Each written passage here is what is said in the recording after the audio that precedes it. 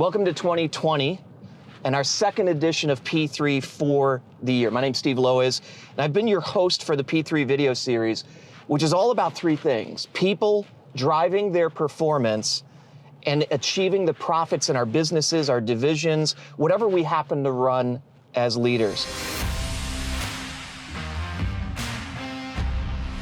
You know, I look at leadership as really a journey, not unlike or somewhat similar to what I'm doing now. I'm driving from point A to point B, but the difference in the journey of leadership is there's really no end point. We've never arrived at as leaders. We should always be learning something new, trying something new, applying some new principle.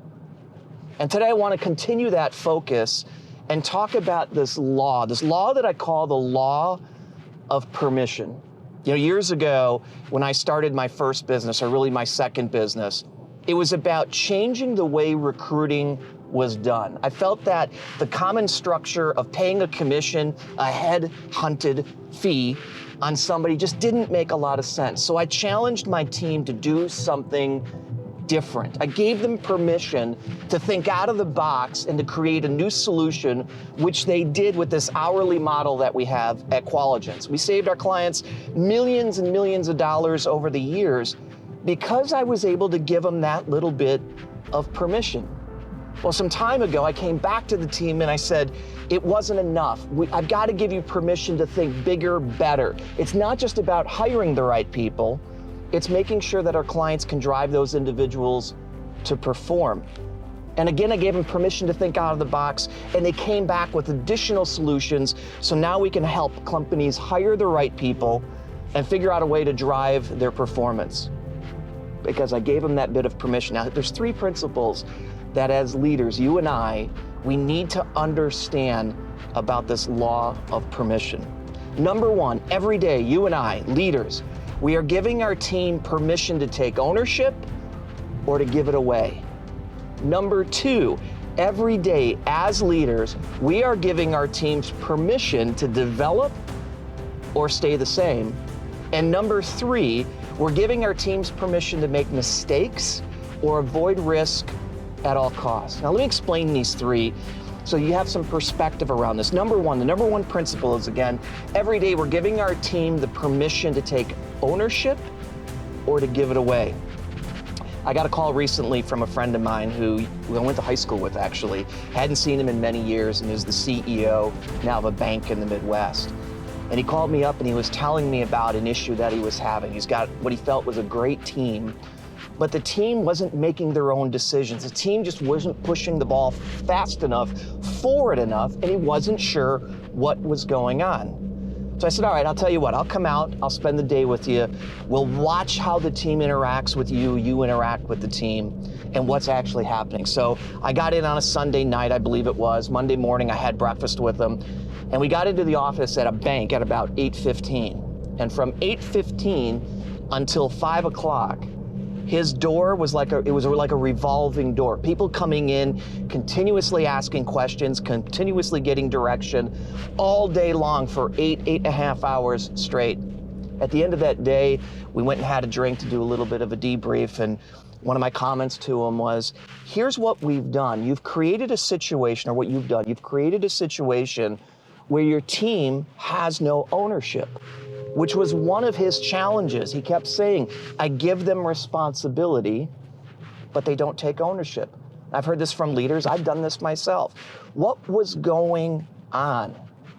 He wasn't allowing them to own. He was giving them responsibility. Allowing them to own is not solving problems for people, as he was doing. They would walk in, he would give them the solution and send them right back out with the best of intentions.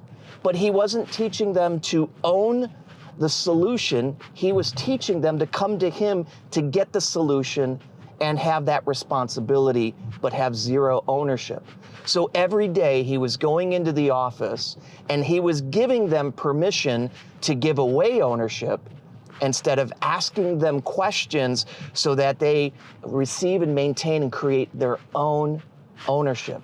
We've got to understand the impact that we're having.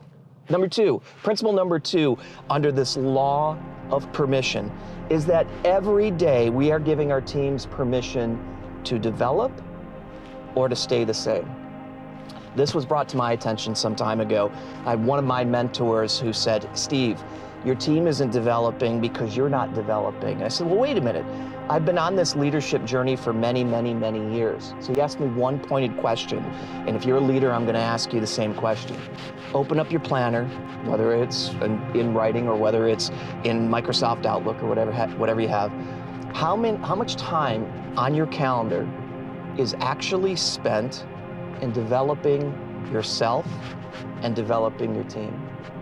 And the day that I opened up that planner and realized that there was less than 15 minutes planned for either one of those, I was setting the example. I was showing my team that I wasn't giving them the permission to develop.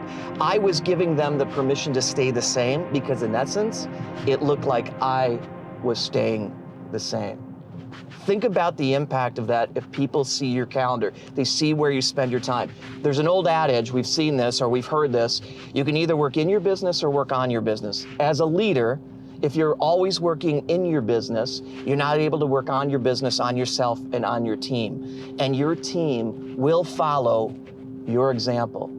So principle number 2 under this law of permission is every day you're giving them permission to either develop or stay the same.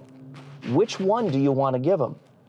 And then the third principle under this law of permission is every day you're giving permission to your team to either make mistakes or to avoid risk at all costs. Just in the last couple of days, I was having a conversation with one of my managers within my team. And he was explaining to me that his team just doesn't come up with new ideas. He's really frustrated because when he asks questions, he really doesn't get much of a response in terms of new thoughts, new ways of doing things. It's almost as if they're afraid to make a mistake. So I began to ask him questions using principle number 1 to try to drive the ownership of the situation to this individual.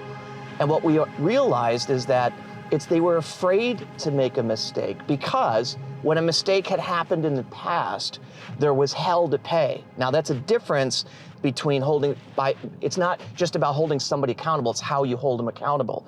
But allowing mistakes to happen, learning from those mistakes, having some accountability, and there might even be some repercussions from those mistakes, is critical so people learn. But if a mistake happens, and all of a sudden the sky is falling, the reaction is ridiculous, we are giving permission to people to not take a chance, to not take a risk, to be so risk adverse that new ideas, they're afraid to bring them to the table.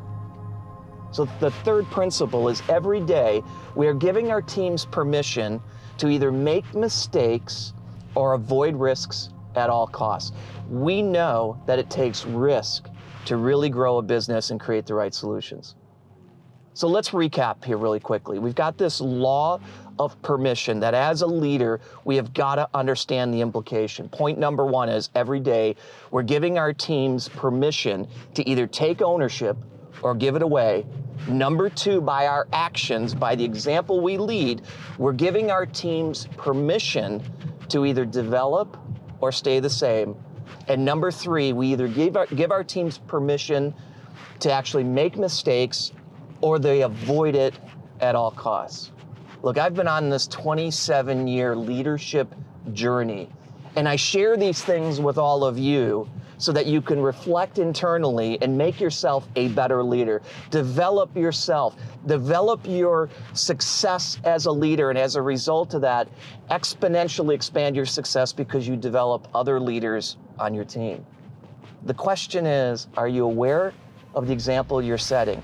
Are you aware of how you're living out the law of permission?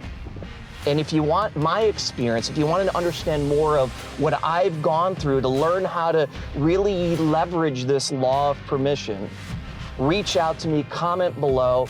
I'm happy to share from my experiences, but don't miss this. The law of permission can make or break you as a leader and can make or break your team. If you want to have the right people, to drive the right performance, and have the end result of profits or whatever other measurements you need, you've got to apply this idea of the law of permission.